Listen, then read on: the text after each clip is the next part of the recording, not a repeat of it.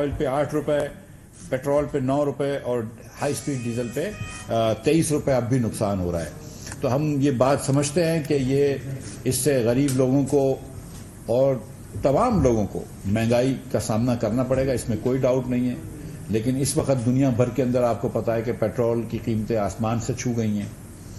हम साथ साथ वज़ीर-ए-आज़म पाकिस्तान ने यह फैसला किया है कि हम सारा साल अगला इंशाअल्लाह, और आज हमने ये अब इंटरनल बजट के अंदर भी बात कर ली, सारा साल हम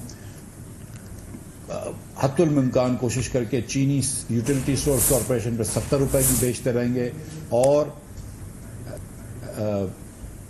आटा जो है वो 40 रुपए किलो बेचते रहेंगे। इसकी सब्सिडी हम सारा साल करते रहेंगे, तो गरीब लोगों को वहाँ पर कम से कम हम एक ये महंगाई से रोकेंगे। चीनी आपको 70 रुपए की और आटा 40 रुपए किलो मिलेगा यूटिलिटी सोर्स कॉरपोरेशन से। इसके अलावा सूबे चाहे, मेरे ख्याल से पंजाब जो है वो 45 रुपए में शायद आटा बेच रहा है सूबे के अंदर, बाकी सूबों का मुझे नहीं इतना एग्जैक्टली पता।